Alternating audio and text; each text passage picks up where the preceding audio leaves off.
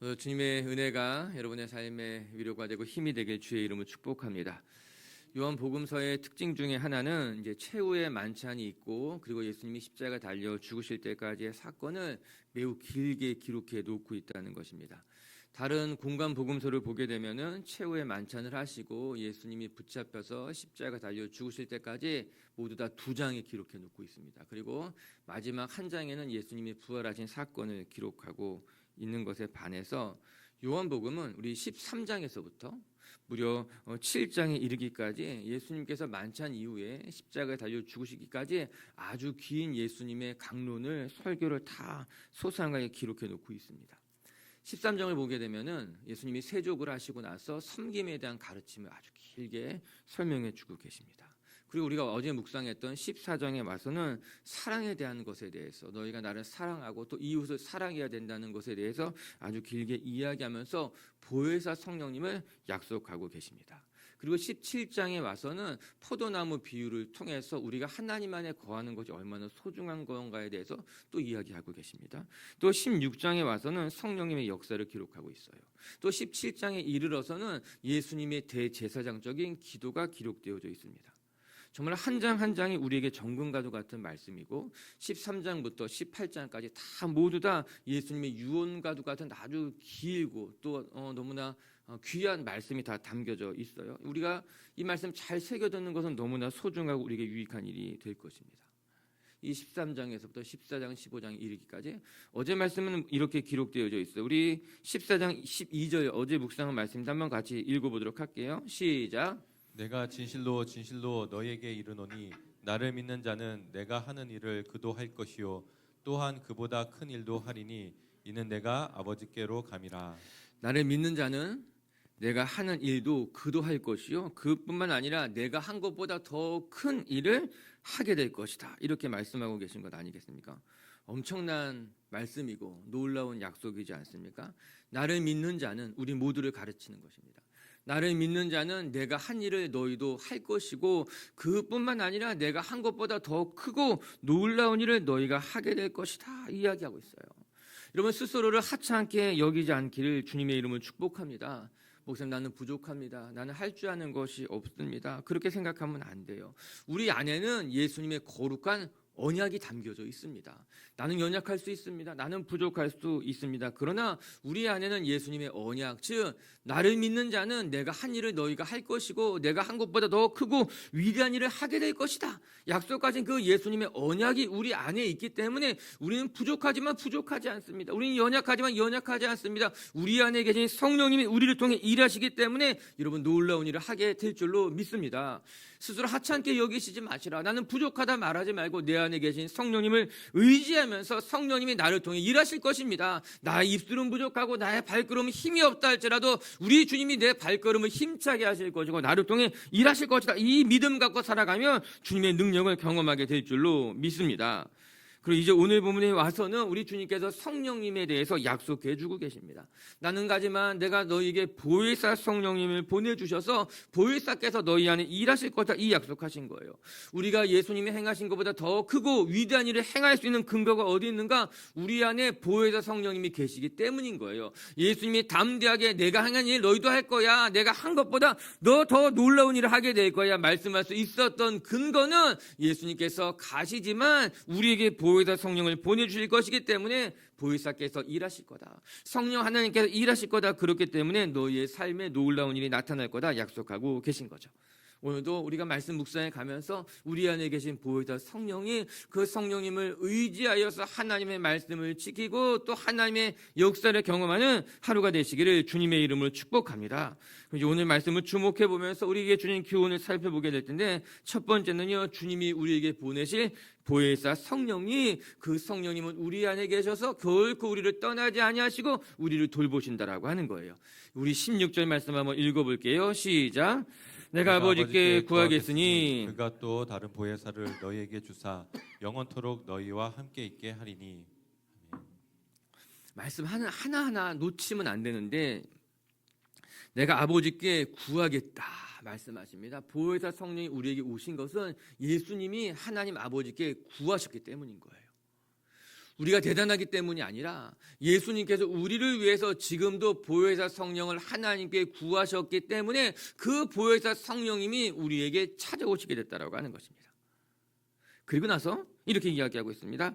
그가 또 다른 보혜사를 너희에게 주시리니, 여기서 그는 성부 하나님이시잖아요. 그런데 왜 또 다른 보혜사라고 했을까요? 우리가 보혜사의 뜻을 뒤에 살펴볼 텐데, 보혜사는 우리를 돕는 분이거든요. 또 다른 보혜사라고 하는 것은 예수님이 지금까지 우리를 보혜사와 같이 옆에서 돌보셨다는 겁니다. 그러나 예수님 말고 또 다른 보혜사, 또 다르게 우리를 돌보실 성령님을 보내준다고 이야기하고 있는 것 아니겠어요? 지금까지는 우리 예수님께서 우리를 돌보시고 지키셨지만 이제 또 다른 보혜사 성령님을 보내주셔도 그분이 우리를 지키겠다라고 하는 것입니다. 보혜사가 무엇일까? 이 보자가 지킬 보자예요. 해자가 은혜 해자예요. 보혜사, 사자는 이제 스승 사자, 또 이제 선비 사자, 이렇게 우리 곁에 계신 분이 이야기하고 있는 것 아니겠습니까? 즉 보혜사라고 하는 것은 우리의 곁에서 우리를 지키시고 우리를 돌보시는 분이다. 영어로 번역한 것을 보게 되면 거의 대부분이 헬퍼라고 번역하고 있어요. 아니면 돕기 위하여, 이런 이야기를 번역을 하고 있어요. 즉 예수님께서 우리에게 보내주시는 보혜사는 어떠한 분이신가? 우리의 곁에서 우리를 지키시는 분이시고 우리를 도우시는 분이 우리 보혜사 성령님이라고 하는 것입니다. 이 보혜사를 우리에게 약속해 주신 거예요. 예수님이 이제 제자들 곁에 없지만 우리에게 보혜사를 보내주시는 것으로 말미암아, 성령 하나님을 보내주시는 것으로 말미암아 그 성령 하나님이 너희 곁에 계실 것이다. 그래서 너희를 지키고 돌보실 거다 약속하고 계신 겁니다. 그래서 여러분, 우리는 성령님의 도움으로 살아가는 인생입니다. 우리는 내가 나를 지키고 내가 나를 보호하는 것이 아니라 예수님이 약속하시고 예수님이 보내주신 성령님의 도움으로 살아가는 인생이고, 성령님이 우리 곁에서 우리를 지키시는 분이 우리 성령님, 우리는 그렇게 살아가는 인생이라고 하는 거예요. 여러분, 우리를 돕는 것은요 사람들이 아니에요. 우리를 지키는 것은 내가 가진 재산이나 내가 가진 보험이 나를 지키는 것이 결코 아니에요. 잊으면 안 됩니다. 여러분, 나를 지키는 것이 내가 진짜 어떤 엄청난 어떤 보험을 들면은 난 든든해. 나는 무섭지 않아. 내 곁에 이런 분들이 있으니까 날 정말 잘 도와줄 거야. 내가 지금까지 모은 재산이 나를 지킬 거야. 이거 다 헛된 거예요, 여러분. 사람을 의지하지 말지니 그에서 호흡이 코에 있다 이야기한 건 아니겠습니까? 사람이 높지 않습니다. 재산도 한순간에 날아갈 수 있습니다. 내가 아무리 좋은 보험사를 들어도 그 보험사와 분쟁이 생길 수 있습니다. 여러분, 그 허탄한 것에 우리의 인생을 맡기는 것만큼 어리석은 것이 없어요. 어떤 사람은 운에 자기 인생을 맡깁니다. 난 운이 좋아. 잘 될 수 있을 거야. 여러분의 인생 운에 맡기는 것만큼 어리석은 것이 어디 있습니까? 나를 지키는 것은요, 여러분, 세상의 것들이 아닙니다. 여러 안전장치들이 나를 지키는 것이 아니라 오늘도 보혜사, 우리 곁에서 우리를 지키신 성령님을 예수님께서 약속하셨기 때문에, 그 성령님이 우리 곁에 계시기 때문에 그분이 우리를 보호하고 지키고 또 때에 따라서 우리를 헬퍼 도우시는 것이다. 이 말씀을 믿으시고 이 성령 하나님을 의지하며 살아가는 분들 되시기를 주님의 이름으로 축복합니다. 여러분, 결국에 우리가 예수님보다 더 크고 위대한 일을 할 수 있는 근거가 여기 있는 거죠. 우리를 돕는 성령 보혜사께서 우리 곁에 계시기 때문에 우리는 성령님을 통해서, 성령님으로 말미암아 아주 위대하고 놀라운 일을 행하게 될 줄로 믿습니다. 그래서 17절을 같이 한번 읽어볼게요. 17절, 18절까지 읽어볼게요. 17, 18절 시작. 그는 진리의 영이라 세상은 능히 그를 받지 못하나니 이는 그를 보지도 못하고 알지도 못함이라. 그러나 너희는 그를 아나니 그는 너희와 함께 거하심이요 너희 속에 계시겠음이라. 내가 너희를 고아와 같이 버려두지 아니하고 너희에게 오리라. 그런데 그 성령님을 우리에게 보내주신데, 성령님이 어디 계시는가? 성령님이 너희 속에 계시겠음이라. 성령님이 우리 가운데 오셨어요. 성령님이 눈에 보이진 않아요. 그러나 성령님이 어디 계신가? 너희 속에 계시겠다. 즉 너희 안에 내주하실 거다. 이 말씀을 하고 있는 것입니다. 성령께서 우리 가운데 오셔서 우리 안에 거하시겠다라고 하는 이 말씀은 우리 한 사람 한 사람이 하나님의 전이 된다는 거예요. 성령님이 우리 안에 오셔서 우리 안에 함께 하시겠다라고 하는 것입니다. 그뿐만 아니라 너희 속에 거하시겠다라고 하는 것은 너희들 사이에 거하겠다라고 하는 말씀이에요. 즉 한 사람 한 사람이 성령의 전이 되어서 한 사람 한 사람에게 내주하시겠다는 말씀인 것과 동시에 너희 공동체 안에, 너희 속에, 너희 머무는 곳, 너희 안에 하나님이 함께 계시겠다라고 하는 것입니다. 즉 우리 성령님은요 두세 사람이 모인 곳에 함께 하십니다. 우리 성령님은요 우리 모인 곳에 너희 속에 함께 하셔서 너희 속에 역사하시겠다라고 하는 것입니다. 이것이 성령님의 두 번째 특징입니다. 우리 성령님은 어떤 분이신가? 우리 곁에서 우리를 보혜사, 우리 곁에서 우리를 지키고 돌보시는 분이 성령님이십니다. 두 번째 성령님의 또 하나의 특징은 무엇인가? 우리 안에 계셔서 우리 안에 내주하시고 우리 모임 안에 계셔서 우리를 주장하시는 우리 성령님이라고 하는 것이에요. 여러분 예수님께서 무엇이라고 말씀하십니까? 나는 가지만 또 다른 성령님을 너희에게 보내주시겠다라고 하는 거예요. 여러분 여기에서부터 임마누엘의 약속이 완성되게 되는 것입니다. 여러분 예수님은 우리 곁에 계시지 않습니다. 예수님은요 부활하시고 난 이후에 제자들이 보는 눈 앞에서 승천해서 하늘로 올라가셨습니다. 그럼 우리 곁에 누가 계십니까? 예수님 계시지 않죠. 예수님은 2000년 전에 그곳에 계셨고 그곳에서 승천하여 하늘 보좌에 올라가셨어요. 그런데 어떻게 임마누엘이라고 하는 약속이 완성되느냐 성취되느냐? 예수님은 가셨지만 또 다른 모여서 성령님이 우리 가운데 오시는 것으로 말미암아 우리 성령님과 함께 동행하는 인생이 된 거죠. 성령님이 우리 안에 거하시는 거예요.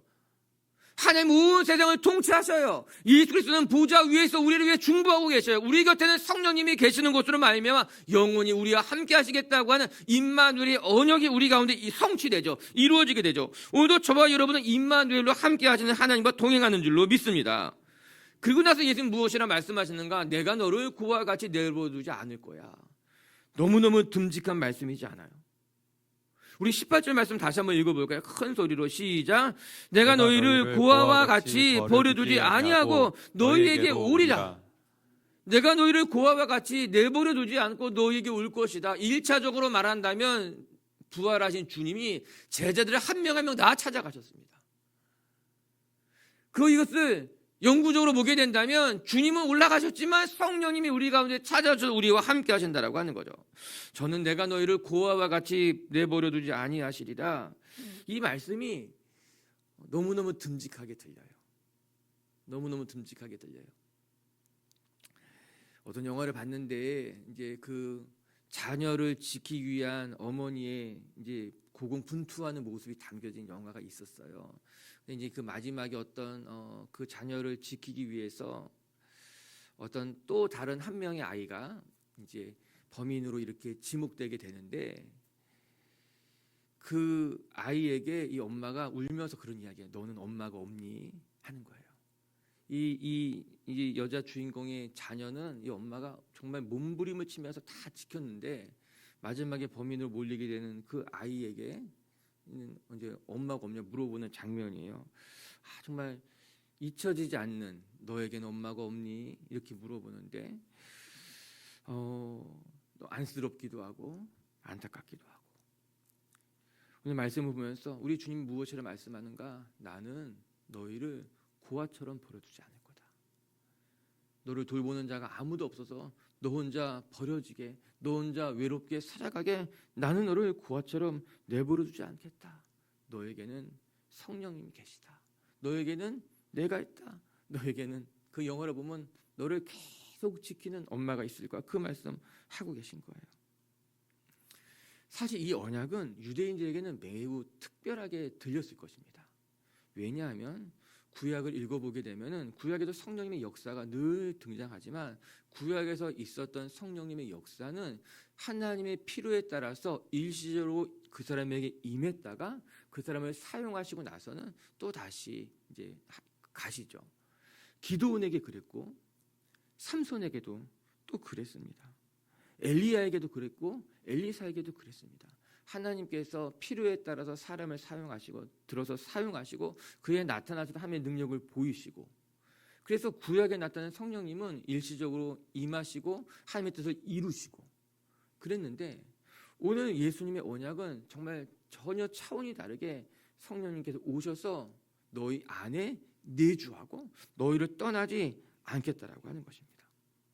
이 말씀을 직접 들었던 이제 유대인들이죠. 그들에게는 얼마나 놀라운 약속이었을지 우리는 한번 상상해 봐야 되는 거죠. 오늘 주님께서 우리에게 약속하실 때 너가 힘들고 어려울 때뿐만 아니라 너의 모든 시간 속에서 주님은 너희 안에 거할 거고 너희를 떠나지 않을 거고 우리를 끝까지 돌보시고 성화시켜 가시겠다고 약속하고 계신 거예요. 할렐루야. 우리가 충만할 때나 또 때로는 우리가 충만하지 못할 때조차도 우리가 주의 말씀에 크게 순종하여 주님이 기뻐하시는 길을 걸어갈 때뿐만 아니라 때로는 갈등하고 낙심하여 쓰러져 있을 때에도 우리 성령님은 우리 안에 계셔서 우리를 새롭게 하시고 충만하게 하셔서 하나님께로 하나님의 뜻을 이루도록 이끌어 가실 줄로 믿습니다. 우리 안에 계신 그 성령님을 의지하며 오늘도 승리하는 빛의 교회 성도님들 되시기를 주의 이름으로 축복합니다. 그 두 번째, 주님을 사랑하면 누구나 주님의 계명을 지키며 살아가야 된다 말씀하고 계십니다. 말로만 주님을 사랑한다 이야기하지 말고 주의 계명을 지킴으로써 우리의 사랑을 확증해라 그렇게 말씀하고 계신 거예요. 그래서 살펴보겠지만 사실 이 말씀을 가지고 우리가 17장 18장까지 쭉 이어가는 게 굉장히 중요한데 우리 먼저 21절 한번 같이 읽어볼게요. 21절의 말씀 시작. 나의 계명을 지키는 자라야 나를 사랑하는 자니 나를 사랑하는 자는 내 아버지께 사랑을 받을 것이요 나도 그를 사랑하여 그에게 나를 나타내리라. 아멘. 주의 계명을 지키는 자라야 주님을 사랑하는 자다 말씀하고 있습니다. 또 나를 사랑하는 자는 아버지의 사랑을 받을 것이다 이렇게 이야기하셨습니다. 그리고 그에게 우리 주님이 자기 자신을 나타내실 것이다 말씀하고 계신 거예요. 말씀 어느 것 하나도 우리가 놓쳐서는 안 됩니다. 나의 계명을 지키는 자라야 나를 사랑하는 자니, 그렇죠? 나를 사랑하는 자에게는 자는 내 아버지의 사랑을 받게 될 거다. 그리고 나도 그를 사랑해서 그에게 나를 나타내게 될 것이다. 결국은 주님의 계명을 지키는 자에 대한 이야기를 하고 있어요. 여러분 이제 우리가 오늘 14장을 읽고 또 내일 사실은 이제 본문은 내일 우리가 새벽 예배는 없지만 보혜사 성령님에 대해서 보고 15장에 가서 포도나무 비유에 대해서 또 읽게 될 거예요. 계속해서 주님이 말씀하시는 계명이 무엇인지를 여러분 기억하면서 한번 읽어보세요. 그럼 주님이 원하시는 계명이 무엇인지 결론에 가서 딱 설명해 주고 있습니다. 그것이 주님께서 우리에게 원하시는 성도의 삶인 거예요. 어쨌거나 오늘 본문에서는 이렇게 이야기합니다. 나의 계명을 지키는 자라야 나를 사랑하는 자다. 나를 사랑하는 자는 마땅히 하나님의 계명을 지켜야 된다라고 하는 것입니다. 많은 사람들이 입술로는 주님을 사랑한다고 말합니다. 나에게는 믿음이 있고 저는 성령님의 인도하심에 따라 살아간다고 이야기합니다. 그러나 정작 그의 삶을 들여다보면은 고개가 갸우뚱할 때가 있습니다. 예수님께서 마태복음에서 이렇게 이야기하십니다. 주여 주여 하는 자마다 천국에 들어갈 것이 아니라 하늘에 계신 내 아버지의 뜻대로 행하는 자를 할 것이다. 이렇게 말씀하고 계십니다. 이 말씀 참 놀라운 말씀이고 우리가 귀 기울여 들어야 되는 말씀이죠. 마태복음은 유대인들에게 보낸 편지였습니다. 모든 계명을 알고 있는 자들에게 보낸 편지였어요. 그래서 그렇게 말씀하시는 거예요. 너희가 모든 계명을 알고 입술로는 나를 사랑한다고 말하지만 정작 중요한 것은 나를 사랑한다고 고백하는 것이 아니라 나의 계명대로 살아가는 것이다 말씀하고 있는 거예요. 여러분 우리의 신앙은 말로 설명하는 신앙이 아니라 우리의 삶으로 보여주는 신앙이 되어야만 할 것입니다. 자신의 신앙을 말로 설명하고 또 자신의 신앙을 누군가에게 설득하려고 하는 것이 아니라 그의 삶에서 자연스럽게 나타나야 된다라고 하는 거예요. 기독교가 이 시대에 많은 사람들에게 지탄을 받는 이유는 기독교인들이 자신의 신앙을 말로 설명만 하기 때문인 거예요. 내가 얼마나 신앙이 있는지, 내가 얼마나 신실한지, 내가 얼마나 잘 살아가고 있는지, 내가 얼마나 성실한지 아세요? 내가 얼마나 약속을 잘 지키는지 아세요? 내가 얼마나 믿음대로 살아가는지 아세요? 우리는 자꾸만 나의 믿음이 있으면 내가 얼마나 성실하고 내가 얼마나 잘 살아가는지를 자꾸 설명합니다. 설명할 필요 없습니다. 그건 내가 말로 설명하는 것이 아니라 내 삶으로 입증되는 거예요. 아, 그 사람 진짜 성실하구나. 아, 그 사람 진짜 신실하구나. 아, 그 사람 진짜 약속 시간을 잘 지키는구나. 이거는 말로 설명하거나 설득하는 게 아니라 그냥 그의 삶으로 드러나게 되는 것이죠. 그가 얼마나 충성스러운지. 우리 예수님은 우리 로마서 5장 8절만 읽어볼까요? 로마서 5장 8절 말씀 한번 읽어볼게요. 시작. 우리가 아직 죄인 되었을 때에 그리스도께서 우리를 위하여 죽으심으로 하나님께서 우리에 대한 자기의 사랑을 확증하셨느니라. 그럼 하나님은요, 우리를 얼마나 사랑하시는지 말로 설명하지 않고 자기 아들을 내어주심으로 확증하셨어요. 예수님이 우리를 얼마나 사랑하시는지 말로 설명하고 막 설득하고, 야, 내가 너를 얼마나 사랑하는데, 내가 정말 하늘만큼 땅만큼 너를 진짜 너무너무 사랑해, 이것 좀 봐, 이렇게 설명하거나 설득하지 않았습니다. 내가 당신을 사랑하는 첫 번째, 두 번째, 세 번째, 이거 설득한다고 되는 게 아니에요. 예수님은요, 자기의 목숨을 내어주시는 것으로 자신의 사랑을 확증하셨어요. 하나님은요, 자기의 아들을 우리에게 보내주시는 것으로 말미암아 자신의 사랑을 확증하셨다라고 하는 거예요. 동일합니다. 여러분, 우리도 우리의 신앙을 어떻게 우리가 주님의 계명을 지키는 것으로서, 주의 말씀 따라 살아가는 것으로서 우리의 신앙을, 우리가 주님을 얼마나 사랑하는지를 보여줄 줄 아는 것, 그것이 신앙인의 삶이라고 하는 거예요. 할렐루야. 우리 말 많이 하지 맙시다. 구구절절 구차하게 나의 신앙을 설명하려고 하지 맙시다. 그냥 우리가 그렇게 살아가십시다. 그러면 세상 사람들이 저와 여러분을 통해서 하나님을 보게 될 줄로 믿습니다. 그리고 나서 21절에 또 중요한 말씀 중 하나가 나의 계명을 지키는 자라야. 거기 나의란 단어가 또 중요한 거예요.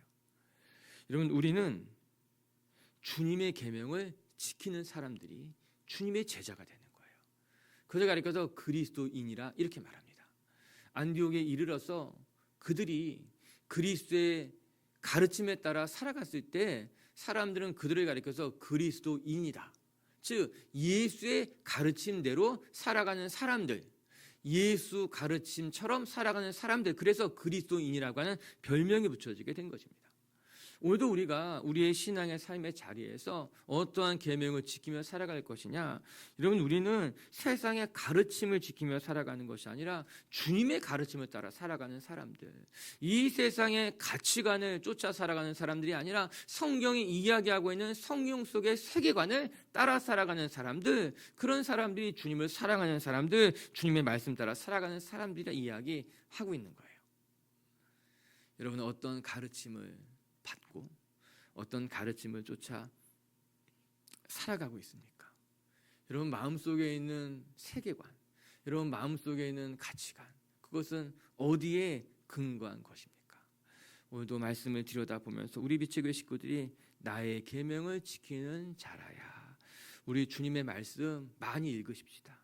주님의 말씀 많이 묵상하십시다. 그리고 세상의 가르침에 오염되어서 세상의 가르침에 매몰돼 살아가는 것이 아니라 주님의 가르침만 듣고 주님의 가르침으로 채우고 주님의 가르침 따라 살아갈 수 있는 성도님이 되어서 정말 주님 사랑한다는 거 우리의 몸소 입증할 수 있는 하루가 되시기를 주님의 이름으로 축복합니다. 말씀을 정리하십시다. 우리 주님께서 어제 말씀부터 오늘 쭉 이르기까지 약속하셨어요. 내가 한 일을 너희도 할 것이요, 내가 한 것보다 더 크고 위대한 일을 하게 될 것이다. 전 우리 비치교회 식구들이 자기 자신을 스스로 하찮게 여기지 마시고 나는 부족하다, 나는 연약하다, 내가 할 수 있는 것이 무엇이 있겠는가 그렇게 생각하지 마시고 우리 안에 예수님의 이 놀라운 언약이 있다는 것을 기억하고 우리 성령님에 따라서 언약에 따라서 여러분의 삶의 자리에서 힘차게 살아가는 하루가 되시기를 주의 이름으로 축복합니다. 첫 번째, 예수님 약속하셨습니다. 내가 너에게 보혜사 성령님을 보내주셔서 그 보혜사 성령님이 너희와 함께할 거다. 오늘도 우리 곁에서 보혜사, 우리를 지키시는 성령님을 의지하며 그 성령님의 가르침에 따라서 진리의 영을 쫓아 살아가는 하루가 되시기를 주님의 이름으로 축복합니다. 두 번째, 주님을 사랑하는 자는 주의 계명을 지키는 자다. 오늘도 우리의 신앙을 내가 얼마나 잘 믿는지, 내가 얼마나 신실한지 구구절절 설명하지 마시고 우리의 삶으로 잘 보여줄 수 있는 정말 주님의 계명을 지켜 살아갈 수 있는 하루가 되시기를 주님의 이름으로 축복합니다. 같이 함께 기도합시다.